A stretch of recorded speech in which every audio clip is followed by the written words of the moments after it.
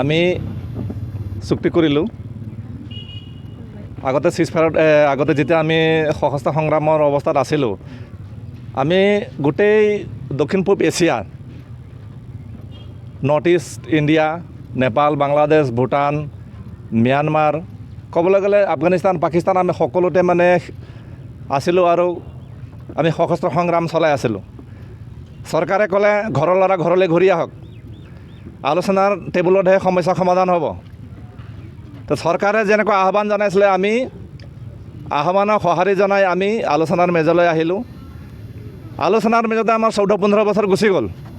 14-15 বছৰ আমি বিভিন্ন মানে আলোচনাৰ জৰিয়তে অসমখনৰ ভৌগোলিক অখণ্ডতা ৰক্ষা কৰি ভাষিক অসমীয়া মানুহখিনিৰো চেণ্টিমেণ্টক আমি সন্মান জনাই আমি সুকীয়া ৰাজ্য, সেই সুকীয়া ৰাজ্যৰ আমাৰ যিটো দাবী আছিলে সেইটো আমি পৰিহাৰ কৰি BTR হিচাপে বড়োলেণ্ড টেৰিটৰিয়েল ৰিজন হিচাপে আমি মানি ল'লোঁ। এই চুক্তিৰ জৰিয়তে সীমা সম্প্ৰসাৰণৰ কথা আছিল। BTRৰ লগতে গোটেই যিখিনি জনজাতি অধ্যুষিত অঞ্চল কণ্টিগুৱাছ ট্ৰাইবেল এৰিয়া এই অঞ্চলটো BTRত অন্তৰ্ভুক্ত কৰাৰ কথা চুক্তিত উল্লেখ আছে, কিন্তু আজিকো প্ৰতি চৰকাৰে কোনো গুৰুত্ব দিয়া নাই আৰু BTRৰ সম্প্ৰসাৰণ মানে সীমা সম্প্ৰসাৰণ কথাটো ওলালেই বহুতে মানে নিগেটিভ চেন্সত কথাটো কয়।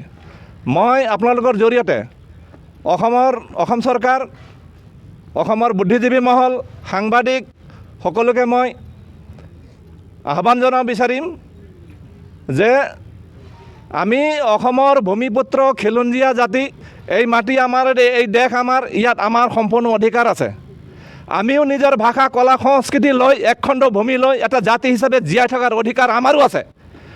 গতিকে সকলো সময়তে আপোনালোকে নিগেটিভ চেন্সৰ কথা নক'ব, ভাঙনমুখী কথাবিলাক নক'ব, অলপ গঠনমূলক কৰক। আপোনালোকৰ জিভাৰ আগতে থাকে বৃহত্তৰ অসমীয়া জাতি গঠনৰ কথা, কিন্তু বৃহত্তৰ অসমীয়া জাতি গঠনৰ কথা একফালে কয় আৰু একফালে আমাক মানে গালি গালাজ কৰিয়ে থাকে।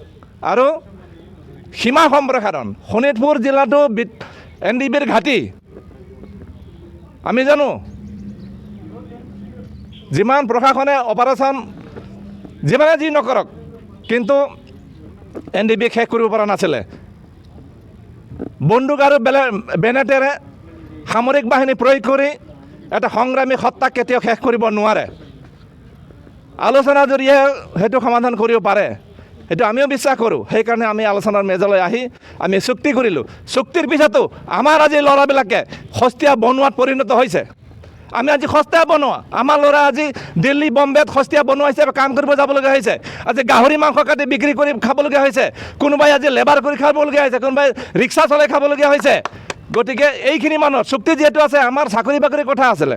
যিসকলৰ এডুকেশ্যন কোৱালিফিকেশ্যন আছে, বয়স আছে, তেওঁলোকক চৰকাৰে ইচ্ছা কৰিলে চাকৰিত নিযুক্তি দিব পাৰে। আমাক মাত্ৰ 4 লাখ টকা দিলে, সেইটোকো মানে এককালীনভাৱে নিদিয়াকৈ সেইটো কি কৰিলে, এই ফিক্সড ডিপজিট হিচাপে কৰি থৈ দিলে। ফাৰ্ষ্টত 2 বছৰৰ কাৰণে বুলি কৈছিলে, এতিয়া বোলে ভুলতে সিহঁতৰ 2 বছৰ কৰি পাইছিলে, এতিয়া বোলে 3 বছৰ হ'ব লাগে। সিহঁতৰো ভুল হয়।